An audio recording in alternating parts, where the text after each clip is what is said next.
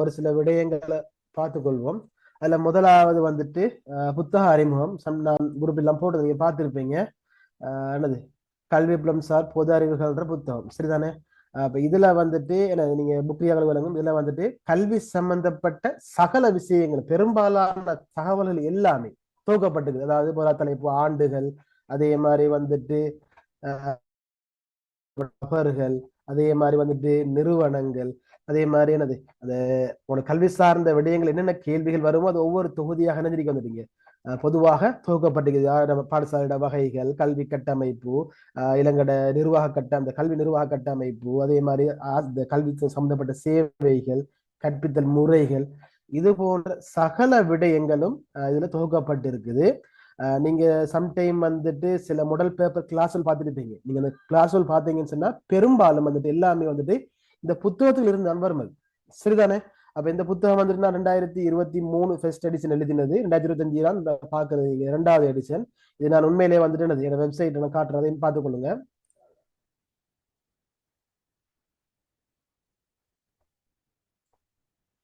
சரிதானே. இந்த வெப்சைட் 2018ஆம் ஆண்டு எழுதினேன். நீங்க என்ன இந்த என்னது காட்டுன்னு சொன்னா நீங்க ஒரு சில உண்மைகளை விலகி கொள்ளணும் சரிதானே. 2018ஆம் ஆண்டு நான் என்ன பல மூலங்கள்ல இருந்து கஷ்டப்பட்டு தொகுத்து டைப் பண்ணி போட்ட விஷயம் தானே இது. பாருங்க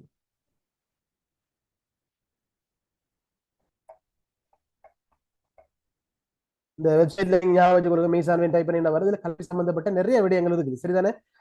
நீ பாத்திட்டம் எழுதுறது வந்து சில விஷயங்களும் உங்களுக்கு பார்த்து கொள்ளலாம். ஓகே இந்த பாருங்க ரெண்டு இருக்குது. 1 2 ரெண்டா வெளியிட்டிருக்கேன். இது வந்துட்டு இது வந்து 1. இதெல்லாம் புக்கான வெளியிட்ட பிறகு 2018 அக்டோபர் 5ஆம் தேதி. அப்ப இதைத்தான் என்ன செய்யறாங்கன்னா நிறைய பேர் வந்துட்டு கிளாஸ் ஆக அவங்களோட பேரை மாத்தி சில நோட்ஸ் போட்டுட்டு இருக்காங்க சரியான. நீங்க பாத்தீங்கன்னா 2018 19க்கு முதல் யார்கிட்டையும் இந்த நோட்ஸ் இருக்காது சரிதானே. இது நான் தயாரிச்ச நோட். நிறைய பேர் தங்களோட பேரை மாத்தி செய்யறாங்க. அதே மாதிரி நீங்க இந்த சில ரெக்கார்டிங் பார்க்கணும். நீங்க யூடியூப்ல போய் பார்க்கணும். பார்த்தா விலங்கு வந்துட்டு எல்லாமே புத்தகத்துல தான் இருக்குது சரிதானே. புத்தகத்தை தான் செய்ய போறது இல்லை. நான் புத்தகம் தானே வந்துட்டு. அப்ப எனவே இளங்கட மூலம் கல்வி அமைச்சர் யாரு, இளங்கட புசக திட்டம் அறிமுகப்படுத்தப்பட்ட ஆண்டு எப்போது, இதெல்லாம் என்னது வந்துட்டு சின்ன பிள்ளைகளுக்கும் என்ன செய்யலும் பார்த்து வாசிச்சு பாடமாக்கி கொள்ளேலும் சரிதானே. அப்ப அந்த விடயங்களை நான் என்ன செய்ய போறதுல உங்களுக்கு வந்துட்டு சொல்ல போறது இல்ல சரிதானே. அப்ப இதுல உங்களுக்கு வந்துட்டு இந்த புக்கை வந்து நீங்க என்ன செய்யலாம் வந்துட்டு தேவண்டா எடுத்துக்கொள்ளலாம். அல்லது நான் இதுல அந்த 2023 வெர்ஷன் நான் உங்களுக்கு பிடிஎஃப் ஃப்ரீயா தருவேன் உங்களுக்கு சரியா. நான் நம்ம ஒரு 1 வீக் 2 வீக்ல அந்த வெப்சைட்ல நான் போடுவேன். டவுன்லோட் பண்ணி எடுத்துக்கொள்ளுங்க. பாக கஷ்டமான 2025 லேட்டஸ்ட் வெர்ஷன் வேணும்னு சொன்னா நீங்க என்ன செய்யணும் வந்துட்டு போஸ்ட்ல தான் பே பண்ணி எடுக்கணும். ஆனா என்னது காட்டுச்சுன்னா நீ சில உண்மைகளை நீங்க என்ன செய்யணும் வந்துட்டு விலகி கொள்றதுக்காக வேண்டி சரிதானே. அப்ப எனவே தான் வந்துட்டு பெரும்பாலான கிளாஸ் எல்லாமே இதை வச்சுதான் போயிட்டு இருக்குது. அப்ப அதை மட்டும் ஞாபகத்துல வச்சுக்கொள்ளுங்க. நீங்க இந்த தகவலை பார்த்து போட்டு நீங்க கிளாஸுகள் ரெக்கார்டிங் பாருங்க. போய் பார்த்தவங்களுக்கும் ஈஸியா விளங்கும். ஓகே இப்ப நாங்க என்ன பார்க்க போறோம்னு சொன்னா 100க்கு ஒரு 85-90% வந்துட்டு புதிய மாற்றங்கள். அதாவது நம்ம பார்த்தோமே எங்களோட கெசட்லயும் மென்ஷன் பண்ணாங்க வந்துட்டு சீர்திருத்தங்கள் அண்மை காலங்கள்ல 2010க்கு பிறகு ஏற்படுத்தப்பட்ட முக்கியமான மாற்றங்களை மெயின் பண்ணிருக்கு. வளமையா போடுறதுன்னு கொஞ்சம் வித்தியாசமா இருக்குது. எனவேதான் அந்த மாதிரி பெரும்பாலும் சீர்திருத்தங்கள் வரும்ன்றதுக்கான எதிர்பார்ப்புகள் இருக்குது சரிதானே. உங்களையும் இருப்பீங்க சம்டைம் இந்த லாஸ்டா நடந்த வடமத்திய மாகாண பரீட்சைக்கெல்லாம் தோட்டினாக்கள் இருப்பீங்க. நீங்க பெரும்பாலும் இந்த இருப்பீங்க சரியா சொல்லுங்க இருந்தா சொல்லுங்க. அதுல நீங்க வெளிஞருக்கு வந்துட்டு இந்த புக் 90% கேள்வி வந்து அந்த புக்குக்குள்ள இருந்துதான் 90-95% கேள்வி அதுக்குள்ள அந்த வெளியே இருந்து பெருசா வரல. அப்ப என்ன புக்கு நீங்க ரிவர் பண்ணுங்க. அந்த புக்கு ரிவர் பண்றதுக்கு நீங்க என்ன செய்ய தேவையில்ல வந்துட்டு உங்களுக்கு கைட் ஒன்று தேவையில்லை. அது உங்களுக்கு வாசிச்சாலேசா விலை குறையிலமா இருக்கும் பாடம் ஆயிக்கொள்ளுங்க.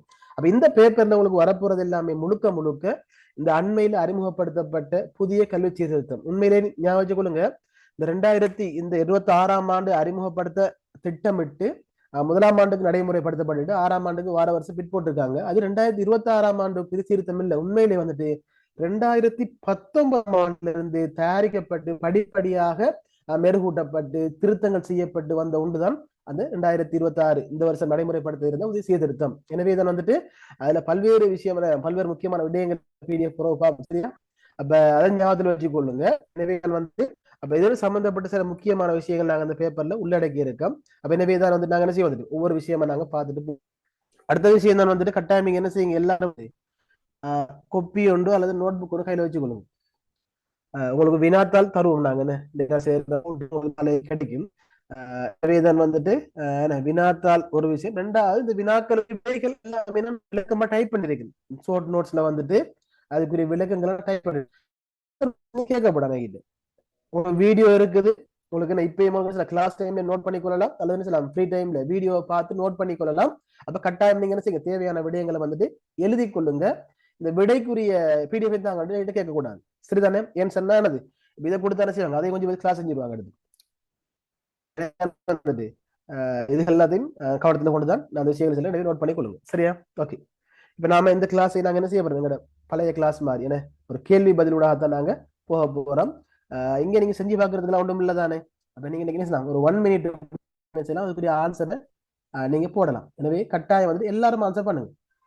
ஐக்கியூல வந்துட்டு சிலாக்கள் வந்துட்டு குயிக்கா ஆன்சர் பண்ணுவீங்க, சிலாக்கள் கொஞ்சம் டைம் எடுக்கும். அதுல டிஃபரெண்ட் வரலாம். ஆனா இதுல வந்துட்டு அப்படி இல்லையே. ஒரு 10 to 20 செகண்ட்ல அந்த வினாவை வாசிச்சீங்கன்னு சொன்னா அடுத்த 2-3 செகண்ட்ல விடையை மார்க் பண்ணலாம். அப்ப எனவே கட்டாயம் எல்லாரும் விடையை மார்க் பண்ணுங்க. எனவே உங்களுக்குரிய விளக்கத்தை விடைக்கு பொறுத்து தேவையான விஷயங்களை கூடுதலாக விளக்கப்படுத்துவேன். எல்லாரும் ஓகே விஷயங்களும் சுருக்கம் விளக்கப்படுத்திட்டு போவேன். அடுத்த வரிசை வந்துட்டு நான் ஏற்கனவே சொன்ன ஒவ்வொரு கேள்வி முடிஞ்ச ஒரு சில கட்டத்துக்கு போறோம் கேள்வி எழுதினேன். இதுல நீங்க என்ன செய்யலாம், ஒவ்வொரு கேள்வி முடிய போகலையும் நீங்க என்ன செய்யலாம்டா சம்பந்தப்பட்ட வினாக்களை கேட்டுக்கொள்ளலாம். சரியா? ஒவ்வொரு கேள்வியை பார்த்து ஆன்சரையும் பார்த்துட்டு அதுல டவுட் ஏதாவது இருந்தா அதை நாங்க பார்த்துட்டு போவோம். ஓகே.